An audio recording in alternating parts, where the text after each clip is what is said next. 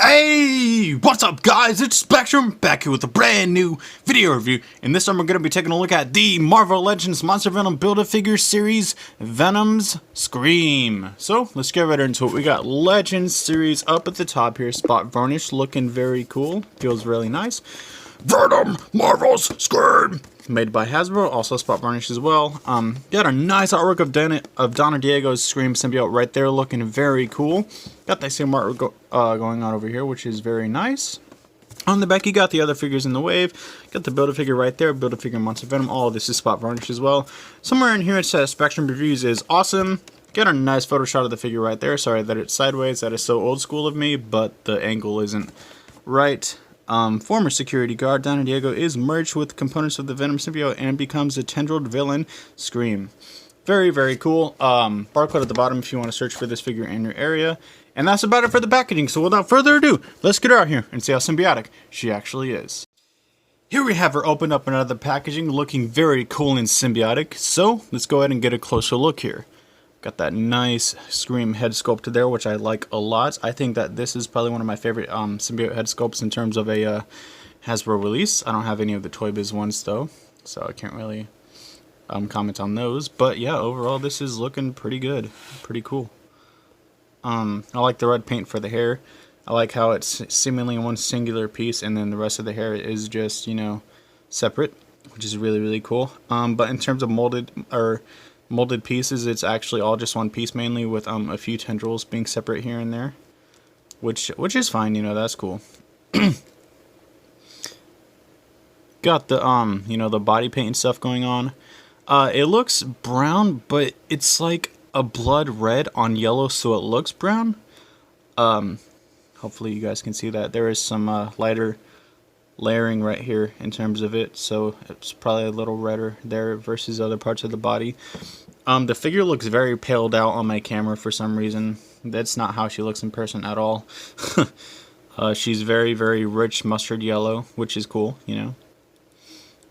And we're going to do a couple of little comparisons here before we actually do fast comparisons. First off, I want to compare her to Carnage.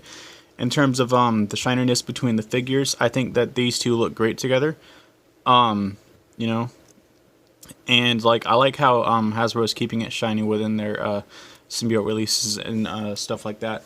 Now back in 2016 when we got this guy, he wasn't like the most matted out figure in the world, but he's not like shiny either. You know, you can see that big difference between sheen on this figure versus this figure also. And I think she shares half of a body mold with this figure right here, but it's weird because she stands a lot better than this figure does. Actually, I think their stomachs are different. Are their butts the same? Not even trying to be perverted. Yeah, their butts are different. I didn't even know that. I think their legs are the same though. Wait, what? The legs are different? Are the shoes the same? Okay, I think the shoes are actually the same. Yeah, I'm pretty sure those are the same. But the legs are... Dude, that's wild. I was almost certain that these were the exact same mold from the, you know, the chest down. But I'm glad that they're different. That explains why this one stands so much better than this figure. Like, this figure has good sculpt, but it just can't stand worth a damn when it's posed. Like, I've been able to work around it here and there.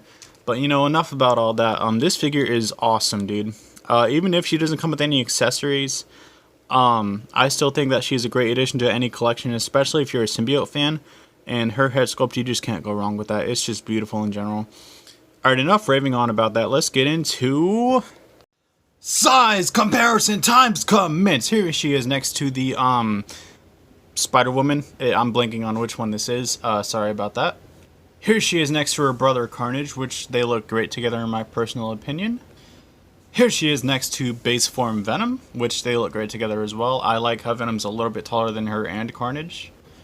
Here she is next to the Ben Reilly Spider-Carnage, and again, I think the scaling is excellent. Here she is next to Ultimate Spider-Man, in case you don't have money for the Mayfex Spider-Man or a Pizza Spidey. I understand, so here you go. And I know this is slightly out of scale, but like, I feel like the Select Anti-Venom just fits so well with my Spider-Man display. I don't know, like, there's just something about it that would tell me that tells me that Anti-Venom would be taller than regular Venom, like at any given time. So here's that. Here she is next to Super Saiyan Eddie Brock Venomized, and he's out of frame. But yeah, I think the scaling is beautiful. And last but certainly not least, here she is next to the Mafex Comics Spider-Man, which is beautiful as well in my personal opinion. Articulation times head to toe, here we go. This figure comes with the zilch shit for accessories, so we're stuck with articulation. Head's not great. I'm gonna say that right now, but it's not terrible. She can look down that far, can look up a tiny bit. Got a nice bit of pivot in there. I will give it that, and she can rotate a 4-360 if you give her clearance with her hair and her arms and stuff. Shoulders can do a full 360 as well, but you got to give it clearance, like I said. They go out that far, they go in that far. Bicep rotation. Now, I'm going to throw a little complaint out there right now. Why give us 2 rotations instead of a double jointed elbow, Hasbro? Like, at this point, you're just being sexist about it. I know this figure is from 2018, but you promised us a double jointed elbow on a female figure like years ago. I believe it was like even 2017 or 16 when you like mentioned that.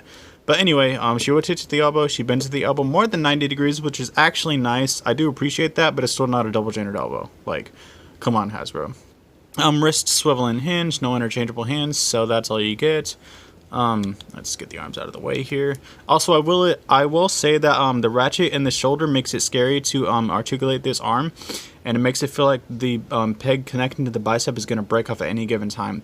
I don't like that. Like, why not just give us a regular shoulder instead of a ratcheted shoulder? It doesn't make any sense. She can crunch forward that far. She can crunch back that far. Got a nice side-to-side pivot, and she can rotate as well a little bit, but be careful of paint rub. She can kick forward that far, which is really nice. She can kick back that far, which is okay. Upper thigh cut, double jointed knees, feet move down, up, and she has ankle pivot as well. Final thoughts, comments, and concerns about this figure. Final thoughts. I like this figure. I do. I really, really do. But with the bicep peg problem and just the lack of articulation in general, it really just kills the playability on the figure for me. I'm not going to deduct a lot of points for it because this figure is still an excellent looking piece and it looks great with your Spider-Man collection. It really, truly does. But Scream deserves better. I feel like any symbiote figure should be entirely super duper flexible and just they're symbiotes, man. Like, they're literally liquid to solid organisms that can pose any which way they fucking want to. Like, this figure should be more flexible as it is a symbiotic character. Now I feel like Carnage is literally the least that you can go with in terms of articulation and stuff like that. Like, I feel like in terms of him, you know, you can't get any less articulated than this guy and have it be acceptable. So articulation is decent on this figure, but it's not as good as it could be. In terms of aesthetics and just occupying shelf space and being a great looking figure, she is all of that.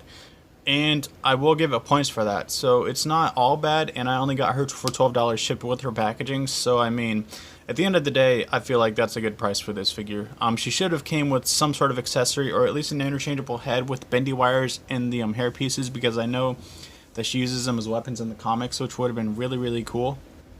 Yeah, final verdict is going to be a strong 7 out of 10. This figure's not awful, but it's not the best that it could be either.